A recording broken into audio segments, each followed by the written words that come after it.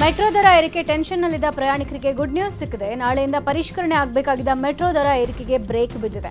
ಈ ಬಗ್ಗೆ ಸಂಸದ ತೇಜಸ್ವಿ ಸೂರ್ಯ ಮಾಹಿತಿ ಕೊಟ್ಟಿದ್ದಾರೆ. ನಮ್ಮ ಮನವಿಯನ್ನು ಕೇಂದ್ರ ಸರ್ಕಾರ ಪುರಸ್ಕರಿಸಿದೆ. ಹಾಗೆ ಮೆಟ್ರೋ ದರ ನಿಗದಿಗೆ ಹೊಸ ಸಮಿತಿ ರಚನೆ ಬಗ್ಗೆ ಕೇಂದ್ರಕ್ಕೆ ರಾಜ್ಯ ಸರ್ಕಾರ ಕೂಡ ಪತ್ರ ಬರೀಬೇಕು ಅಂತ ತೇಜಸ್ವಿ ಸಲಹೆ ಕೊಟ್ಟಿದ್ದಾರೆ. ನಮ್ಮ ಮೆಟ್ರೋ ಟಿಕೆಟ್ ದರ ಏರಿಕೆಗೆ ಕೇಂದ್ರ ಸರ್ಕಾರ ಬ್ರೇಕ್ ಹಾಕಿದೆ. ಈ ಬಗ್ಗೆ ಸಂಸದ ತೇಜಸ್ವಿ ಸೂರ್ಯ ಮಾತನಾಡಿದ್ದು, ಇದೀಗ ಪ್ರಯಾಣಿಕರ ಜೊತೆ ಸಂವಾದಕ್ಕೆ ಮುಂದಾಗಿದ್ದಾರೆ. ಆರ್ವಿ ರಸ್ತೆ ಮೆಟ್ರೋ ನಿಲ್ದಾಣದಲ್ಲಿ ಸಂಸದ ತೇಜಸ್ವಿ ಸೂರ್ಯ ಸಂವಾದ ಮಾಡಲಿದ್ದಾರೆ. ಟಿಕೆಟ್ ದರ ಏರಿಕೆ ಬಗ್ಗೆ ಜನರ ಬಳಿ ಮಾಹಿತಿಯನ್ನು ಪಡೆಯಲಿದ್ದಾರೆ. ನಮ್ಮ ಮೆಟ್ರೋ ದರ ಪರಿಷ್ಕರಣೆ ವಿಚಾರವಾಗಿ ಇವತ್ತು ಸಂಸದ ತೇಜಸ್ವಿ ಸೂರ್ಯ ಪ್ರತಿಭಟನೆ ಮಾಡಲಿದ್ದಾರೆ. ಮೆಟ್ರೋ ಟಿಕೆಟ್ ದರ ಹೆಚ್ಚಳಕ್ಕೆ ರಾಜ್ಯ ಸರ್ಕಾರವೇ ಕಾರಣ ಅಂತ ಆರೋಪ ಮಾಡ್ತಾ ಇರುವಂತಹ ತೇಜಸ್ವಿ ಸೂರ್ಯ ಆರ್ವಿ ರಸ್ತೆ ಮೆಟ್ರೋ ಸ್ಟೇಷನ್ ಬಳಿ ಪ್ರತಿಭಟನೆ ಮಾಡಲಿದ್ದಾರೆ. ರಾಜ್ಯ ಸರ್ಕಾರದ ಅಧಿಕಾರಿಗಳು ದರ ನಿಗದಿ ಕಮಿಟಿ ಮುಂದೆ ಪ್ರಸ್ತಾಪ ಮಾಡಿದ್ದ ಅಂಶಗಳಿರುವ ಕಪ್ಪು ಬಣ್ಣದ ಟಿ ಶರ್ಟ್ ಧರಿಸಿ ಪ್ರತಿಭಟನೆ ನಡೆಸಲಿದ್ದಾರೆ.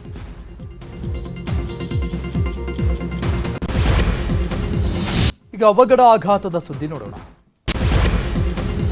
ಪಾದಾಚಾರಿ ಮಹಿಳೆ ಮೇಲೆ ಅಪರಿಚಿತ ವಾಹನ ಹರಿದು ಮಹಿಳೆ ಸಾವನ್ನಪ್ಪಿದ್ದಾಳೆ. ಬೆಳಗಾವಿ ಜಿಲ್ಲೆಯ ಗುಡಸ್ ಗ್ರಾಮದ ಸಂಕೇಶ್ವರ ಗೋಕಾಕ ರಾಜ್ಯ ಹೆದ್ದಾರಿಯಲ್ಲಿ ಘಟನೆ ನಡೆದಿದೆ.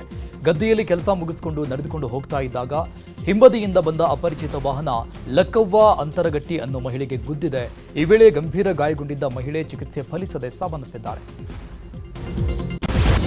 ಕೆಆರ್ ಮಾರ್ಕೆಟ್ನ ಕಟ್ಟಡದಲ್ಲಿ ಶಾರ್ಟ್ ಸರ್ಕ್ಯೂಟ್ ಆಗಿ ಕರೆಂಟ್ ಕಟ್ ಆಗಿದೆ. ಕೆಆರ್ ಮಾರ್ಕೆಟ್ 2ನೇ ಮಹಡಿಯಲ್ಲಿ ಘಟನೆ ನಡೆದಿದ್ದು ಇಡೀ ಕಟ್ಟಡದಲ್ಲಿ ಕರೆಂಟ್ ಇಲ್ಲದಂತಾಗಿದೆ. ಕರೆಂಟ್ ಇಲ್ಲದೆ ವ್ಯಾಪಾರ ಮಾಡೋಕೆ ವರ್ತಕರು ಪರದಾಡ್ತಿದ್ದಾರೆ. ಹುಬ್ಬಳ್ಳಿಯ ಗ್ರಾಮೀಣ ಪ್ರದೇಶಗಳಲ್ಲಿ ಚಿರತೆ ಪ್ರತ್ಯಕ್ಷ ಆಗಿದೆ. ನೂಲ್ವಿ ಗ್ರಾಮದ ವ್ಯಾಪ್ತಿಯಲ್ಲಿ ಚಿರತೆ ಕಾಣಿಸಿಕೊಂಡಿದ್ದು ಚಿರತೆ ಓಡಾಡ್ತಾ ಇರುವ ದೃಶ್ಯ ಸಿಸಿಟಿವಿಯಲ್ಲಿ ಸೆರೆಯಾಗಿದೆ. ಚಿರತೆ ಸೆರೆ ಹಿಡಿಯುವಂತೆ ಅರಣ್ಯ ಇಲಾಖೆಗೆ ಗ್ರಾಮಸ್ಥರು ಒತ್ತಾಯಿಸಿದ್ದಾರೆ. ಇನ್ನು ಕೊಪ್ಪಳದಲ್ಲೂ ಕೂಡ ಚಿರತೆ ಪ್ರತ್ಯಕ್ಷವಾಗಿದ್ದು ಗ್ರಾಮಸ್ಥರಲ್ಲಿ ಆತಂಕ ಮನೆ ಮಾಡಿದೆ. ಗಂಗಾವತಿ ತಾಲೂಕಿನ ಸಾಣಾಪುರ ಗ್ರಾಮದ ಬಳಿ ಚಿರತೆ ಪ್ರತ್ಯಕ್ಷವಾಗಿದೆ. ಕಳೆದ 1 ವಾರದಿಂದ ಜನವಸತಿ ಪ್ರದೇಶದಲ್ಲಿ ಚಿರತೆ ಕಾಣಿಸಿಕೊಡ್ತಾ ಇದ್ದು ಸ್ಥಳೀಯರ ಮೊಬೈಲ್ನಲ್ಲಿ ಚಿರತೆ ಓಡಾಟವನ್ನು ಸೆರೆ ಹಿಡಿದಿದ್ದಾರೆ. ಚಿರತೆ ಹಿಡಿಯಲು ಬೋನ್ ಅಳವಡಿಸುವಂತೆ ಅರಣ್ಯ ಇಲಾಖೆಗೆ ಗ್ರಾಮಸ್ಥರು ಒತ್ತಾಯಿಸಿದ್ದಾರೆ. ಚಾಮರಾಜನಗರದ ಬಂಡೀಪುರ ಅರಣ್ಯದಲ್ಲಿ ಸುರಂಗ ಮಾರ್ಗ ಪ್ರಸ್ತಾಪಕ್ಕೆ ವಿರೋಧಿಸಿ ಪ್ರತಿಭಟನೆ ಮಾಡಲಾಗ್ತಾ ಇದೆ. ಸಂಜೀವಿನಿ ಟ್ರಸ್ಟ್ ಹಸಿರು ಪಡೆಯಿಂದ ಭುವನೇಶ್ವರಿ ಸರ್ಕಲ್ನಲ್ಲಿ ಮಾನವ ಸರಪಳಿ ರಚಿಸಿ ಪ್ರತಿಭಟನೆ ಮಾಡಿದ್ದಾರೆ. ಕರ್ನಾಟಕ ಕೇರಳ ನಡುವೆ ಸುರಂಗ ಮಾರ್ಗ ನಿರ್ಮಾಣ ಆದರೆ ಪರಿಸರಕ್ಕೆ ಭಾರೀ ಹಾನಿ ಆಗುತ್ತೆ ಅಂತ ಕೇಂದ್ರ ಭೂ ಸಾರಿಗೆ ಇಲಾಖೆ ವಿರುದ್ಧ ಹೋರಾಟ ನಡೆಸಿದ್ದಾರೆ. ಸುರಂಗ ಮಾರ್ಗ ಬೇಡ ಅಂತ ಒತ್ತಾಯಿಸಿದ್ದಾರೆ. ಮಾನಸಿಕ ಒತ್ತಡದಿಂದ ಮನೆ ತೊರೆದು ನಾಪತ್ತೆಯಾಗಿದ್ದ ಯುವತಿ ಮತ್ತೆ ಕುಟುಂಬ ಸೇರಿದ್ದಾಳೆ. ಜಾರ್ಖಂಡ್ ಮೂಲದ 21 ವರ್ಷದ ಕಿರಣ್ ಕುಮಾರಿ ಮಂಗಳೂರಿನ ಜಪ್ಪುವಿನ ರಸ್ತೆಯಲ್ಲಿ ಮಾನಸಿಕ ಅಸ್ವಸ್ಥಳಾಗಿ ಪತ್ತೆಯಾಗಿದ್ದಳು. ಆಕೆಯನ್ನ ವೈಟ್ ಡೌಸ್ ಸಂಸ್ಥಾಪಕಿ ಕೊರಿನಾ ರಸ್ಕಿನ್ ಅವರು ರಕ್ಷಣೆ ಮಾಡಿ ಸಂಸ್ಥೆಗೆ ಕರೆತಂದು ವೈದ್ಯಕೀಯ ಚಿಕಿತ್ಸೆ ಕೊಡಿಸಿ ಕುಟುಂಬಕ್ಕೆ ಒಪ್ಪಿಸಿದ್ದಾರೆ. ಚಿತ್ರದುರ್ಗದ ಹಿರಿಯೂರು ಗಡಿ ಭಾಗದ 3 ಹಳ್ಳಿಗಳ ಜನ ಸೂಕ್ತ ರಸ್ತೆ ಇಲ್ಲದೆ ಪರದಾಡ್ತಿದ್ದಾರೆ. ಸೊಂಡೆಕೆರೆ, ಚಳ್ಳಕೆರೆ ಹಾಗೂ ಸಾಣಿಕೆರೆ ಗ್ರಾಮಗಳ ರಸ್ತೆ ಗುಂಡಿಮಯ ಆಗಿದೆ. ರಸ್ತೆ ಡಾಂಬರ್ ಕಿತ್ತು ಹೋಗಿದ್ದು ಹದಗೆಟ್ಟ ರಸ್ತೆಯಲ್ಲೇ ಜನ ನಿತ್ಯ ಓಡಾಡ್ತಾ ಇದ್ದಾರೆ. ಅಲ್ಲದೆ ಗುಂಡಿ ತಪ್ಪಿಸೋಕೆ ಹೋಗಿ ಹಲವರಿಗೆ ಅಪಘಾತಗಳಾಗಿದೆ. ಹಂಪಿ ಪ್ರವಾಸಕ್ಕೆ ಬಂದ ಪ್ರವಾಸಿಗರ ಮೇಲೆ ಹೆಜ್ಜೆನು ದಾಳಿಯಾಗಿದೆ.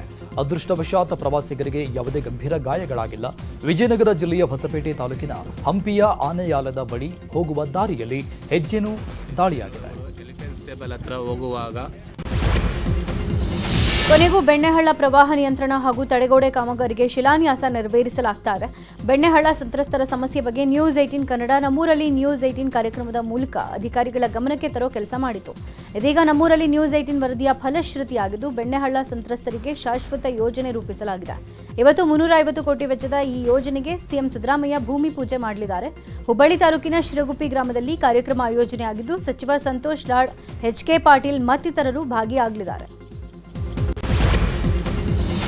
ಇಂದಿನಿಂದ ದಾವಣಗೆರೆ ಜಿಲ್ಲೆಯ ಹರಿಹರ ತಾಲೂಕಿನ ರಾಜನಹಳ್ಳಿಯ ವಾಲ್ಮೀಕಿ ಮಠದಲ್ಲಿ ವಾಲ್ಮೀಕಿ ಜಾತ್ರೆ ನಡೆಯಲಿದೆ. ಶಾಸಕ ಬಸನಗೌಡ ದದ್ದಲ್ 8ನೇ ವರ್ಷದ ವಾಲ್ಮೀಕಿ ಜಾತ್ರೆಗೆ ಚಾಲನೆ ಕೊಡಲಿದ್ದಾರೆ. ಇದೇ ವೇಳೆ 63 ಅಡಿ ಎತ್ತರದ ರಿಮೋಟ್ ಕಂಟ್ರೋಲ್ ಮಹಾರಥೋತ್ಸವ ನಡೆಯಲಿದೆ. ರಥೋತ್ಸವದ ಬಳಿಕ ಬುಡಕಟ್ಟು ಮಹಿಳೆ ಸಬಲೀಕರಣ ಎಂಬ ವಿಷಯದ ಕುರಿತು ಮಹಿಳಾ ಗೋಷ್ಠಿ ಕಾರ್ಯಕ್ರಮ ನಡೆಯಲಿದೆ. ಮಹಿಳಾ ಗೋಷ್ಠಿಗೆ ಸಂಸದೆ ಪ್ರಿಯಾಂಕ ಜಾರಕಿಹೊಳಿ ಚಾಲನೆ ಕೊಡಲಿದ್ದಾರೆ. ಯಾದಗಿರಿ ಜಿಲ್ಲಾ ಕಾರ್ಯನಿರತ ಪತ್ರಕರ್ತರ ಸಂಘ ಆಯೋಜಿಸಿರುವ ಜಿಲ್ಲಾ ಮಟ್ಟದ ಪತ್ರಕರ್ತರ ವಾರ್ಷಿಕ ಕ್ರೀಡಾಕೂಟಕ್ಕೆ ಎಸ್ಪಿ ಪೃಥ್ವಿಕ್ ಶಂಕರ್ ಚಾಲನೆ ಕೊಟ್ಟಿದ್ದಾರೆ. ಯಾದಗಿರಿ ನಗರದ ಜಿಲ್ಲಾ ಕ್ರೀಡಾಂಗಣದಲ್ಲಿ ಕ್ರೀಡಾ ಧ್ವಜಾರೋಹಣ ನೆರವೇರಿಸುವ ಮೂಲಕ ಚಾಲನೆ ಕೊಟ್ಟರು. ಇನ್ನು ಬಳಿಕ ಬ್ಯಾಟ್ ಬೀಸುವ ಮೂಲಕ ಪತ್ರಕರ್ತರಿಗೆ ಶೇಕ್ ಹ್ಯಾಂಡ್ ಮಾಡಿ ವಿಶ್ ಮಾಡಿದ್ದಾರೆ. ಈಗ ಕ್ರೈಮ್ ಸುದ್ದಿ ನೋಡೋಣ. ಬೆಂಗಳೂರಲ್ಲಿ ಎಣ್ಣೆ ಇಟ್ಟಲ್ಲಿ ಇಬ್ಬರು ಯುವತಿಯರು ಕಿರಿಕ್ ಮಾಡಿಕೊಂಡಿದ್ದಾರೆ. ಕಂಠಪೂರ್ತಿ ಕುಡಿದು ಬೈಕ್ನಿಂದ ಕ್ಯಾಬ್ಗೆ ಡಿಕ್ಕಿ ಹೊಡೆದ್ರು. ನಷ್ಟ ಕಟ್ಟಿಕೊಡಿ ಎಂದಿದ್ದಕ್ಕೆ ಡ್ರೈವರ್ಗೆ ನಿಂದಿಸಿ ಹಲ್ಲೆ ಮಾಡಿದ್ದಾರೆ. ಬನ್ನೇರುಘಟ್ಟ ಬಳಿಯ ಹುಳಿಮಾವು ಬಳಿ ಘಟನೆ ನಡೆದಿದೆ. ಘಟನೆ ವೇಳೆ ಚಾಲಕ ಅಹಮದ್ಗೆ ಚೈನ್ ಇನ್ನಿತರ ವಸ್ತುಗಳಿಂದ ಹಲ್ಲೆ ಮಾಡಿದ್ದಾರೆ. ಈ ಬಗ್ಗೆ ಲೀಸಾ ಹಾಗೂ ಆರನ್ ಮ್ಯಾಥ್ಯೂ ಎಂಬ ಯುವತಿಯರ ಮೇಲೆ ಹುಳಿಮಾವು ಠಾಣೆಯಲ್ಲಿ ಪ್ರಕರಣ ದಾಖಲಾಗಿದೆ. ಹುಳಿಮಾವಿನಲ್ಲಿ ಕುಡಿದ ನಶೆಯಲ್ಲಿ ಇಬ್ಬರು ಯುವತಿಯರು ಕಿರಿಕ್ ಮಾಡಿಕೊಂಡ ಘಟನೆ ಬಗ್ಗೆ ಹಲ್ಲೆಗೊಳಗಾದ ಕ್ಯಾಬ್ ಚಾಲಕ ಅಹಮದ್ ಪ್ರತಿಕ್ರಿಯೆ ಕೊಟ್ಟಿದ್ದಾರೆ. ನಾನು ಕಸ್ಟಮರ್ ಪಿಕಪ್ ಮಾಡೋಕೆ ಹೋಗ್ತಾ ಇದ್ದೆ. ಹಿಂದಿನಿಂದ ಬಂದು ಬೈಕ್ನಿಂದ ಕ್ಯಾಬ್ಗೆ ಡಿಕ್ಕಿ ಹೊಡೆದು ಹೋಗೋಕೆ ನೋಡಿದ್ರು. ಈ ವೇಳೆ ಗಲಾಟೆ ಆಯಿತು ಅಂತ ಹೇಳಿದ್ದಾರೆ. ಮಸಾಜ್ ಮಾಡುವ ವೇಳೆ ಕೆನಡಾ ದೇಶದ ಮಹಿಳೆಗೆ ಲೈಂಗಿಕ ಕಿರುಕುಳ ನೀಡಲಾಗಿದೆ ಅಂತ ಈ ಬಗ್ಗೆ ಪ್ರತಿಷ್ಠಿತ ಹೋಟೆಲ್ ವಿರುದ್ಧ ವಿಧಾನಸೌಧ ಠಾಣೆಗೆ ವಿದೇಶಿ ಮಹಿಳೆ ದೂರು ಕೊಟ್ಟಿದ್ದಾರೆ. ಮಸಾಜ್ ವೇಳೆ ಅರೆನಗ್ನ ಸ್ಥಿತಿಯಲ್ಲಿದ್ದಾಗ ಥೆರಪಿಸ್ಟ್ ಬಾಗಿಲು ಓಪನ್ ಮಾಡಿದ್ರಂತೆ. ಈ ಬಗ್ಗೆ ಹೋಟೆಲ್ ಮ್ಯಾನೇಜ್ಮೆಂಟ್ ಗಮನಕ್ಕೆ ತಂದಿದ್ದಕ್ಕೆ ಮಸಾಜ್ಗೆ ಕೊಟ್ಟ 10,000 ಹಣದಲ್ಲಿ 7,000 ವಾಪಸ್ ನೀಡಿ ವಾಪಸ್ ಕಳಿಸಿದ್ರಂತೆ. ಬರ್ತ್ಡೇ ದಿನ ಬೆಳಗಾವಿಯ ಯರಗಟ್ಟಿಯಲ್ಲಿ ರೌಡಿ ಶೀಟರ್ ಸುರೇಶ್ ಭಜಂತ್ರಿ ಥಾರ್ನಲ್ಲಿ ಬಿಲ್ಡಪ್ ವಿಡಿಯೋ ಮಾಡಿದ್ದ. 4 ಜನ ಕುಳಿತುಕೊಳ್ಳುವ ಥಾರ್ ಜೀಪ್ನಲ್ಲಿ 15 ಜನರನ್ನ ತುಂಬಿಸಿ ಬಿಲ್ಡಪ್ ವಿಡಿಯೋ ಮಾಡಿ ಅಪ್ಲೋಡ್ ಮಾಡಿದ್ದ. ಪೋಸ್ಟ್ ಮಾಡಿದ ವಿಡಿಯೋ ಗಮನಿಸಿದ ಪೊಲೀಸರು ರೌಡಿ ಶೀಟರ್ ಸೇರಿ 7 ಜನ ಆರೋಪಿಗಳನ್ನು ಬಂಧಿಸಿ ಕಾರ್, ಥಾರ್ ಹಾಗೂ ಬೈಕ್ಗಳನ್ನು ವಶಕ್ಕೆ ಪಡೆದುಕೊಂಡಿದ್ದಾರೆ. ಸಿದ್ದಾಪುರ ಕಮಲಾಕರ್ ಭಟ್ ಹಾಗೂ ಸುಚಿತ್ರಾ ಪ್ರಕರಣಕ್ಕೆ ಮತ್ತೊಂದು ಟ್ವಿಸ್ಟ್ ಸಿಗ್ತಾ ಇದೆ. ಕಮಲಾಕರ್ ಭಟ್ ಜ್ಯೋತಿಷಿ ಆಗೋ ಮೊದಲು ದಿನಗೂಲಿ ನೌಕರ ಆಗಿದ್ದಂತೆ. ಸಿದ್ದಾಪುರದ ಸೋವಿನಕೊಪ್ಪದಲ್ಲಿ ವೀಳ್ಯದೆಲೆ ಮಾರ್ತಾ ಇದ್ದಂತೆ. ಜೊತೆಗೆ ತೋಟಗಳಲ್ಲಿ ಅಡಿಕೆಯನ್ನು ಕದೀತಾ ಇದ್ದಂತೆ. ಈತನ ಕಳ್ಳಾಟಕ್ಕೆ ತೋಟದ ಮಾಲೀಕರು ಬೇಸತ್ತಿದ್ರಂತೆ. ಅಡಿಕೆ ಕಳ್ಳತನ ಕೇಸ್ ಬಳಿಕ ನಾಪತ್ತೆ ಆಗಿದ ಕಮಲಾಕರ್ ಭಟ್ ಕೇರಳಕ್ಕೆ ಹೋಗಿ ಜ್ಯೋತಿಷ್ಯ ಶಾಸ್ತ್ರ ಅಭ್ಯಾಸ ಮಾಡ್ಕೊಂಡು ಬಂದಂತೆ. ನ್ಯಾಯ ಕೇಳಿದ ಮಹಿಳೆಗೆ ಹಾಸನದ ಅರಕಲಗೂಡು ಠಾಣೆ ಎಎಸ್ಐ ದೇವರಾಜ್ ಆವಾಜ್ ಹಾಕಿರುವ ವಿಡಿಯೋ ವೈರಲ್ ಆಗಿದೆ. ಪತಿ ಮನೆಯವರು ಕಿರುಕುಳ ಕೊಡ್ತಾ ಇದ್ದಾರೆ ಅಂತ ಅರ್ಪಿತಾ ಅನ್ನೋಕೆ 112ಗೆ ಸಹಾಯವಾಣಿಗೆ ಕರೆ ಮಾಡಿದ್ದಾರೆ. ಈ ವೇಳೆ ಮಹಿಳೆ ಮನೆ ಬಳಿ ಬಂದ ಎಎಸ್ಐ ದೇವರಾಜ್ ಸ್ಟೇಷನ್ಗೆ ಬಂದು ಕಂಪ್ಲೇಂಟ್ ಕೊಡಿ ಅಂತ ಗದರಿದ್ದಾರೆ. ಅರಕಲಗೂಡು ಪಟ್ಟಣದ ಬ್ರಾಹ್ಮಣರ ಬೀದಿಯಲ್ಲಿ ಘಟನೆ ನಡೆದಿದೆ. ಸದ್ಯ ಅರ್ಪಿತಾ ಗಂಡನ ಕುಟುಂಬಸ್ಥರು ಹಲ್ಲೆ ಮಾಡಿದ್ದಾರೆ ಅಂತ ಆರೋಪಿಸಿ ದೂರು ನೀಡಿ ಆಸ್ಪತ್ರೆಯಲ್ಲಿ ಚಿಕಿತ್ಸೆಯನ್ನು ಪಡಿತಾ ಇದ್ದಾರೆ. ಕಲಬುರಗಿಯಲ್ಲಿ ಖಾಲಿ ಪ್ಲಾಸ್ಟಿಕ್ ಬಾಟಲ್ ಸಂಗ್ರಹ ಮಾಡ್ತಾ ಇದ್ದ ಮಹಿಳೆ ಮೇಲೆ ಯುವಕರು ಅತ್ಯಾಚಾರಕ್ಕೆ ಯತ್ನಿಸಿರೋ ಘಟನೆ ನಡೆದಿದೆ. ಯುವತಿಯನ್ನ ಕರೆದು ಮಾತನಾಡಿಸಿ ಕಾರ್ ಹತ್ತುವಂತೆ ಒತ್ತಾಯಿಸಿದ್ದಾರೆ. ಒಪ್ಪದ ಮಹಿಳೆಯ ಮೇಲೆ 4 ಯುವಕರು ಮನಬಂದಂತೆ ಹಲ್ಲೆ ಮಾಡಿ ಪರಾರಿಯಾಗಿದ್ದಾರೆ. ಗಾಯಗೊಂಡ ಮಹಿಳೆ ಆಸ್ಪತ್ರೆಯಲ್ಲಿ ಚಿಕಿತ್ಸೆ ಪಡಿತಾ ಇದ್ದಾರೆ. ಬೆಳಗಾವಿಯಲ್ಲಿ ಇಬ್ಬರು ಬೈಕ್ ಕಳ್ಳರನ್ನ ಬಂಧನ ಮಾಡಲಾಗಿದೆ. ಎಪಿಎಂಸಿ ಪೊಲೀಸರು ಕಾರ್ಯಾಚರಣೆ ನಡೆಸಿ ಸೈಫ್ ಅಲಿ ನಗರ್ಜಿ, ನೆಹಾನ್ ಮುಜಾವರ್ ಎಂಬ ಬೈಕ್ ಕಳ್ಳರನ್ನ ಬಂಧಿಸಿದ್ದಾರೆ. ಈ ಬಂಧಿತರಿಂದ 5 ಬೈಕ್ ವಶಕ್ಕೆ ಪಡೆಯಲಾಗಿದೆ. ದಕ್ಷಿಣ ಕನ್ನಡ ಜಿಲ್ಲೆಯ ಪುತ್ತೂರು ಗ್ರಾಮಾಂತರ ಪೊಲೀಸರು ಭರ್ಜರಿ ಕಾರ್ಯಾಚರಣೆ ಮಾಡಿದ್ದಾರೆ. ಬರೋಬ್ಬರಿ 100 ಕೆಜಿ ಗಾಂಜಾವನ್ನ ಪತ್ತೆ ಹಚ್ಚಿ ಒಡಿಶಾ ಮೂಲದ ಕಿಂಗ್ ಪಿನ್ ಸೇರಿದಂತೆ ಇನ್ನಿಬ್ಬರನ್ನ ಅರೆಸ್ಟ್ ಮಾಡಿದ್ದಾರೆ. ರಾಜ್ಯದಲ್ಲಿ ಸಿಎಂ ಬದಲಾವಣೆ ಚರ್ಚೆ ಬಗ್ಗೆ ಸಚಿವ ದಿನೇಶ್ ಗುಂಡೂರಾವ್ ಪ್ರತಿಕ್ರಿಯೆ ಕೊಟ್ಟಿದ್ದಾರೆ. ಬೀದರ್ನಲ್ಲಿ ಮಾತನಾಡಿದ ಅವರು ಯಾವುದೇ ತೀರ್ಮಾನವನ್ನ ಪಕ್ಷದ ಹೈಕಮಾಂಡ್ ಮಾಡುತ್ತೆ ಅಂತ ಹೇಳಿದ್ದಾರೆ. ಸಿಬಿಐ ಸೇರಿದಂತೆ ಸ್ಥಳೀಯ ಚುನಾವಣೆಗೆ ಬ್ಯಾಲೆಟ್ ಪೇಪರ್ ಬಳಕೆ ವಿಚಾರದ ಬಗ್ಗೆ ಸಚಿವ ದಿನೇಶ್ ಗುಂಡೂರಾವ್ ಪ್ರತಿಕ್ರಿಯೆ ಕೊಟ್ಟಿದ್ದಾರೆ. ಜಿಬಿಎ ಚುನಾವಣೆಯನ್ನು ಬ್ಯಾಲೆಟ್ ಪೇಪರ್ ಮೇಲೆ ಮಾಡಬೇಕು ಅಂತ ನಿರ್ಧಾರ ಮಾಡಿದ್ದೀವಿ. ಮುಂದುವರೆದ ರಾಷ್ಟ್ರಗಳು ಕೂಡ ಇವಿಎಂ ಮೇಲೆ ನಂಬಿಕೆ ಇಟ್ಕೊಂಡಿಲ್ಲ ಅಂತ ಹೇಳಿದ್ದಾರೆ. ರಾಮ್ಜಿ ಬಗ್ಗೆ ಜಾಹೀರಾತು ನೀಡಿದ್ದ ಬಿಜೆಪಿ ವಿರುದ್ಧ ಎಎಪಿ ದೂರು ದಾಖಲಿಸಿದೆ. ವಿಧಾನಸೌಧ ಪೊಲೀಸ್ ಠಾಣೆಯಲ್ಲಿ ಆಪ್ ದೂರು ದಾಖಲಿಸಿದ್ದು ಜಾಹೀರಾತು ಅಹಿಂಸಾ ತತ್ವಕ್ಕೆ ವಿರುದ್ಧವಾಗಿದೆ ಅಂತ ಉಲ್ಲೇಖಿಸಿದೆ.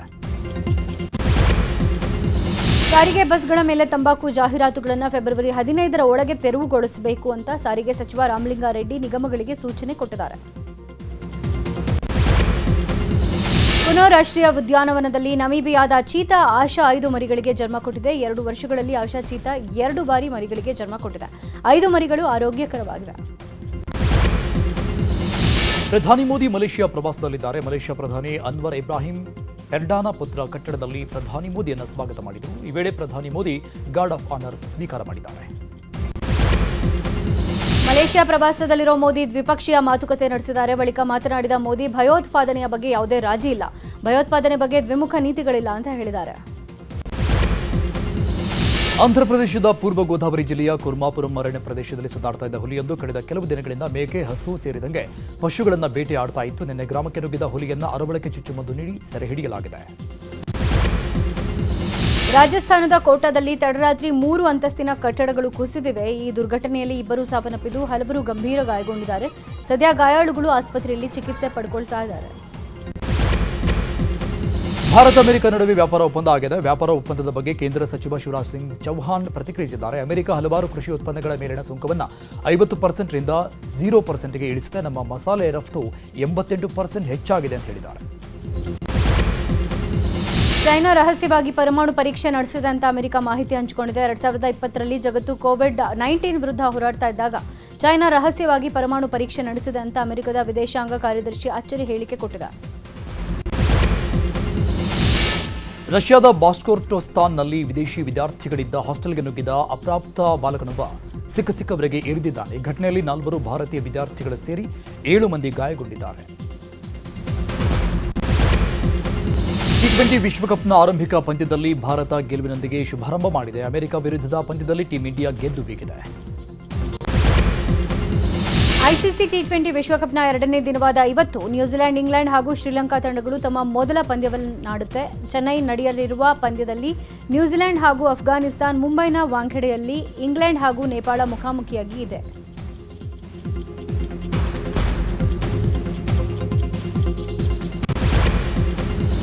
ಈಗ ಸಿನಿಮಾ ಸುದ್ದಿ. ರಜನಿಕಾಂತ್, ಕಮಲ್ ಹಾಸನ್ ತುಂಬಾ ವರ್ಷಗಳ ನಂತರ ಒಟ್ಟಾಗಿ ನಟಿಸುತ್ತಿದ್ದಾರೆ. ಜೈಲರ್ ಖ್ಯಾತಿಯ ನೆಲ್ಸನ್ ಈ ಸಿನಿಮಾವನ್ನು ನಿರ್ದೇಶನ ಮಾಡಲಿದ್ದಾರೆ. ಸದ್ಯ ಇದರ ಪ್ರೋಮೋ ಶೂಟ್ ನಡೆದಿದೆ. ಶಾಹಿದ್ ಕಪೂರ್ ನಟನೆಯ ಕಾಕ್ಟೇಲ್ 2 ಸಿನಿಮಾದಲ್ಲಿ ರಶ್ಮಿಕಾ ನಟಿಸುತ್ತಿದ್ದಾರೆ. ಈ ಸಿನಿಮಾ ಇನ್ನೂ ಬಿಡುಗಡೆ ಆಗಬೇಕಾಗಿದೆ. ಅದರ ನಡುವೆ ಮತ್ತೊಂದು ಸಿನಿಮಾದಲ್ಲಿ ಶಾಹಿದ್ ಜೊತೆ ಸಿನಿಮಾಗೆ ಕೂರ್ಗ್ ಬ್ಯೂಟಿ ಸೈನ್ ಮಾಡಿದಾರಂತೆ.